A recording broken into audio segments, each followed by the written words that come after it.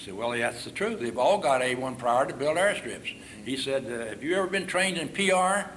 I said, well, I've got know a little bit about public relations. He said, well, you do whatever. You go talk to those majors that are running those air battalions and see if you can get one of them to stop a while and build your radar station. Said, I think you can do that. So if you can't, you come back and I'll see if I can find some other way to do it.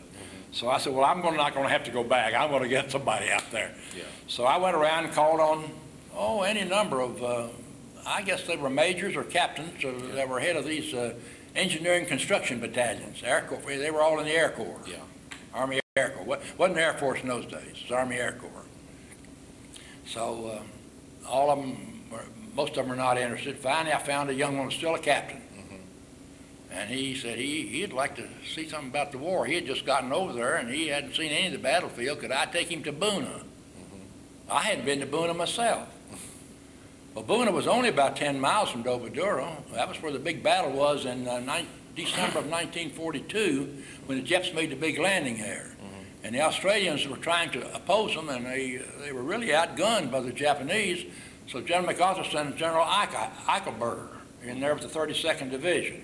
They fought through Christmas of 1942 and finally defeated all the Japs. They never captured them. They all dispersed into the jungles.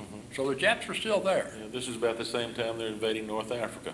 That's right. Okay. Well, we built, I didn't tell you that, we built the units for the landing at Orlando while I was there. We built 8 or 12 portable radars. Portable radars were not built in those days. They hadn't been built. Now, they were later built by General Electric, very, very good ones.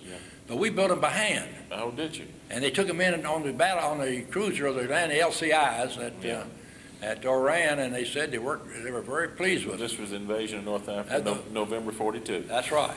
Okay. So we built those back before I left to go to New Guinea. Okay. So you was involved in both theaters, weren't you? That's right. So anyway, we got to, that was a real interesting experience. I got a Jeep. We left one morning before daylight. We went up to Buna. We got there. We found the strip. The 32nd Division had built a corduroy road down the hill. I don't know whether you've ever ridden on a corduroy road or not. Is this with the trees? Well, it's all mud. What they do is go into the woods and they cut about a 2-inch tree, a limb, and they stack them together and they tie them with nylon rope on 2 sides, and they lay those things down. Well, by the time you ride a little way on that, the backbone starts going up through the head. We got down to the bottom of the hill. An amazing thing. The first thing we saw was a dead Jap. Oh, really? And I said, that's a booby trap. So he did have a rope. He brought a rope with him. Oh, did he really? The captain from the engineering outfit. So had the Japanese been dead very long? We didn't know. I mean, anyway, I crawled out on my stomach. I tied that rope around his foot. We got back behind a tree and we pulled him. He didn't blow up. Did he move? He didn't move. We went out and we went through his pockets. The entry had already been there. They had taken everything off. So we felt pretty confident. But he was not. You look at his eyes, you can tell how long. He hadn't been dead too long. And so that indicated to us there might be some other Japs in this area that weren't dead. So we checked our guns to be sure we were. And the Japs had done an amazing thing. They had tunneled back in the hill right there where they had landed.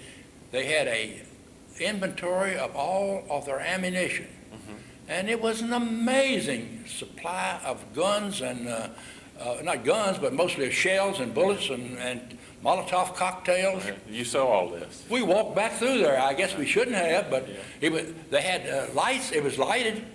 Were you challenged at all by any of them? Nobody. Wasn't anybody there. Interesting. Boy, my friend, he picked up everything he needed. We filled that Jeep up with shells and guns, things that we picked of Japanese. And we got outside, and we'd spent a good part of the day, and it was about noon, I guess. He said he thought he had a good deal. About that time, we heard these P-38s came right over treetops.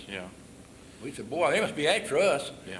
Anyway, the sirens off, and these motorcycle cops came down their motorcycles, came down that corduroy road. Then there was an armored vehicle, came down the road. Then a sedan car. And General MacArthur was in that car. He had come to inspect Buna. MacArthur. And there I was standing with this captain. And we had you could look at our Jeep. It was full of Japanese shells and things.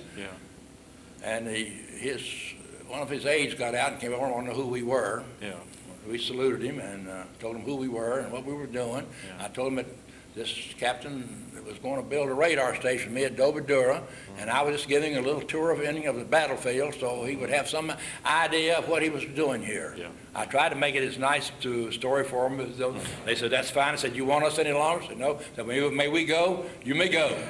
We saluted and we took off up that road, Gordon Road. But you broke a few speed limits too. Anyway, we got out of that, and he put that radar station in, and I wanted 6 feet deep in the ground, Yeah. and we were close to the water, of course, and we hit water. Uh-huh. I said, well, now, we're going to, you can't build another one. Can we just fill that in? He said, no. Jap reconnaissance, they picked it up every day anyway. They know what we're doing. Yeah. So we just start another one over here, and we won't go down but just a foot or so. Yeah.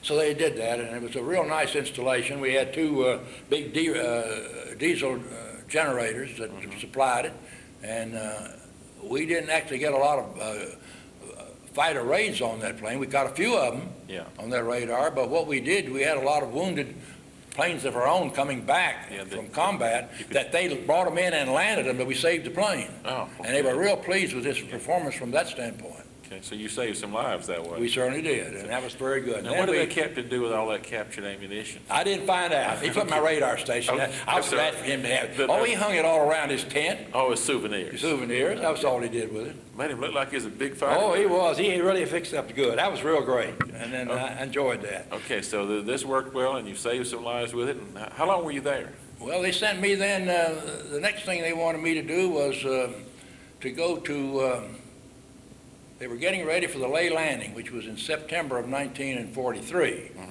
This was probably in June or July. They said, we'd like to get protection for Ley. What can we do? So I didn't know. I said, we'll go see. So I got they run these reconnaissance planes, B-17s. We don't have many B-7. We didn't have many B-17s in the Pacific. They're mostly B-24s. But this was a B-17, and I got on that plane that morning. I made arrangements to go with them. I left way before daylight. And I got on that plane, and they had an unusual arrangement. They had guns, waist guns that went out the side of the B-17, and they were on cranes. They could pull them in, and they had cameras they could put out, and they could photograph out of the sides, and they could photograph in still, motion picture, infrared. They had all kinds of cameras. Now, when they photographed it, they have one or two lenses. Did you have two lenses so you can do it in stereo? They had so many cameras, I don't really remember. Okay, well, that's right. But they had specialists. There were nothing but cameramen that just did photographing. Then they had gunners. Yeah. Well, so that's what I did in the military. I interpreted that photography.